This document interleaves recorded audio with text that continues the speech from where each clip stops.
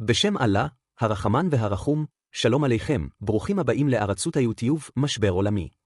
התאמנונים המוצגים כעת על מסרניכם הם קשים לחזות בשביל ארצות הברית וישראל. למה? למעשה, מתייחסים תאמנונים אלה? הרשה לי לבאר, אלה הם צילומי לוויין, ולפי עדותם החטיפה, הכזב האמריקאי הושם לגלוי, טענתם שמתקני הגרעין של איראן הושמדו התגלתה ככזב גמור. הבינו את משמעות התאמנונים האלה. זוהי מכה פיגורית לפניו של השלטונות המאוחדים מצד ישראל. רשויות ישראל שואלות עכשיו. האם אתם מודעים לכך שאיראן מתקנת ומסתירה במובן אחד את תשתית הגרעין שלה? נבחן כעת במקומות כמו נתנז ופורדו, אלה הם מוקדי המאמץ הגרעיני של טהרן.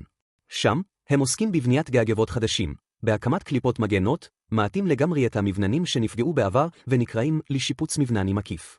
פעולותיהם הפנימיות נשארות אטומות לגמרי, מה הם מיצרים בפנים אינו ידוע לשום גורם חיצוני. תצפית לוויין חושפת רק את הפעולה החיצונית, היא לא יכולה לחדור את המחיצות החדשות האלה. אם כך, אסטרטגיה שלהם ברורה, הם סגרו והגנו על כל אתרי הגרעין.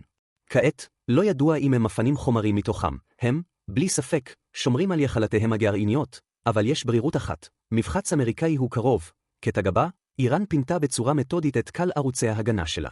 עקר הדבר הוא זה, בעת שמיטה כאן מגוגג ומחוצץ, פנימיותו נהפכת לטבע שחורה, צופים חיצונים, הנשענים על מערכת תצפית לוויין, יכולים רק לשחק בניחושים. אין ישות שיש לה את היכולת לחדור פיזית לאתרים איראנים מבוצרים אלה כדי לברר את תכליתם האמיתית. לפיכך, במקרה שאמריקה תפעל למפחץ, היא ניצבת לפני אי-ודאות עמוקה, המתקנים יכולים להיות ריקים מאנשים, או שהם יכולים עכשיו לארח אבזרי נגד מתוחכמים שתכונתם להדפה של התקפה. מציאות תפעולית בפנים היא תעלומה לוושינגטון ולירושלים שתיהן. בנוסף על זאת, מערכת הביטחון הפנימי של איראן הראתה יעילות מרשימה, אפילו במשך מחאות, לא פה. גאה בשום אדם בטוח או פוליטיקאי, לכן, ההתפתחות הזאת הגבירה את מערכתה. ברור כי איראן מנהלת עכשיו את פעולתה הגרעינית במהירות רבה. כעת, אמריקה שוקלת אם להתקיף או לא, והמצב מתוח. איראן בונה מחדש. אמריקה וישראל צופות ושוקלות אם להתקיף או לא. מצד שני, נאמר לאמריקה שאם תתקיף, כל בסיסי הצבא שלה יוטלטו. מלחמה תתפשט בכל האזור, כעת ישראל צועקת, ראו זאת. אמרתי לכם להתקיף. עכשיו הם הגיעו לרמה שאתם לא מתארים לעצמכם, מידע על צד הגרעין של איראן היה יוצא מכאן. ישראל הייתה מגלה את הקו האדום שלה. עכשיו הם אומרים שאיראן עברה את הקו האדום. מתי תתקיפו? מה תהיה המצב? מתי זה יקרה? אמרו לנו, כך שאיראן מנסה לתקן את הכל, הם מסתכלים על אתרי הגרעין שלהם, ואמריקה יכולה להתקיף. כל העניין הזה שצף כעת, אני ואתם לא יכולים לדמיין אפילו כמה התקלקל המצב בעת זאת. דבר אחד ברור, דברים למרביתם הושחתו על ידי אמריקה בעת זאת, ואמריקה לא מסוגלת להבין שהשקר הכבודם היה שהכל הושמד, הם יושבים מוכנים. איראן עושה כעת זאת, הם שומרים על כל עבודת הגרעין שלהם, וכעת, אם אפילו מתקני הגרעין יושמדו, איראן מוציאה את הנתונים והחומרים שלה מבפנים. במידה רבה, הם הוציאו אותם, עכשיו חישבו, איזו פעולה גרעינית מתחוללת על פני השטח? מה הדבר? אין יודע. בעניין זה, ישראל לוחצת, אומרת, אם לא הייתם עתידים להתקיף בכל המצב הזה, אז למה התגרותם? למה אמרתם שאנו נעשה זאת? אנו נעשה זו, עכשיו, בעולם, טראמפ מקולקל כל כך. מה שקרה באמיתי עם האיראנים היה, בעת שאנשי איראן יצאו לרחובות וטראמפ אמר משם, חיבור סטארלינק היה פעיל, כך שאנשים יצאו לרחובות במספרים גדולים. הפיונות המוסתרים ההם גם יצאו לגלוי, חושבים שאולי יהיה התקפה הלילה או בבוקר, ואנחנו פשוט נשארנו ברחובות. בתהליך זה, טראמפ לא התקיף. הם ירבלו את סטארלינק וסגרו את הכל. מה שקרה היה שקל המשחק של אמריקה וישראל הוא פסק, כעת הם ניצבים לפני הבעיה. לאן נלך כעת? מה נעשה? מה תהיה צרכנו? אם נתקיף כעת, תהיה השחתה. אם לא, תהיה השחתה. האנשים שם לא ראו את סדרת המחאות ההיא, אתם יכולים להבין, היא כמעט נגמרה לגמרי, זכרו זאת. זה לא היה קל. בתהליך זה, קל הרשת הישראלית, שהוקמה למשך 40-50 שנים, נחשפה. אם כך, העניין כעת הוא שהנושא המתמשך הגדול ביותר בעת זאת הוא מלחמת טראמפ. אם הוא יקפוץ לתוך מלחמה זאת, אז העניין. אם הוא לא יקפוץ לתוך מלחמה זאת, אז העניין הוא, כלומר, אם נסתכל בתוך כל המצב הזה, אז בכל מקום, עניין צמח בשביל טראמפ. סין התחילה מלחמת זהב שם, זהב מתרוסס, קריפטו מתרוסס, אין אדם בעת זאת שמבין שום מצב, מה עלינו לעשות? איך להמשיך? איך לטפל בעניין? אבל דבר אחד ברור, הקרב הזה עתיד להיות מסוכן מאוד בעת זאת. ובקרב הזה, כל מי שילחד בו בעת זאת, כולם, כלומר אנשים, יושמדו. הנסיבות המתחוללות בעת זאת. מה שיקרה בזמנים הבאים, אין יודע.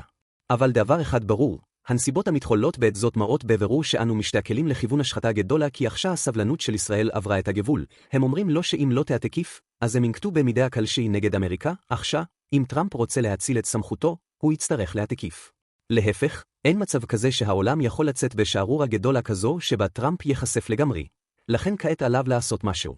בעת זאת, קל העניין הוא שהמצב האחרון הוא של סטיב בנון, כאשר הבחור הזה יתקשר אל טראמפ, הוא יגיד מה מתחולל, מה לא מתחולל. כעת הוא הלך לקחת קווי הנחיה. נתניהו הלך לקחת קווי הנחיה מראש הצבא שלהם בעניין מה עלינו לעשות, מה לא לעשות. האם אתם יודעים מה המצב המסוכן ביותר המתעורר כאן?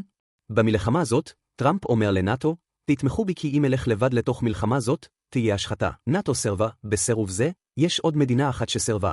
טורקיה, כעת כולם אומרים שלא עליכם להעתקיף. טראמפ מבין שאם אני אעתקיף, המלחמה תהיה ארוכה, למלחמה ארוכה, אין לי לא מערכת הגנה ולא טילים. מה אעשה? ישראל לוחצת מאחור, רק הסתכלו במצבו של טראמפ. הוא מוטרד יותר מאיראן, עליהם להריג אלפים מחייליו. במזרח התיכון, על מדינות המפרץ, קל בסיסי הצבא האמריקאים יותקפו, ולאחר מכן, ישראל גם תותקף, איראן חייבת לשגר את קל התהילים שלה.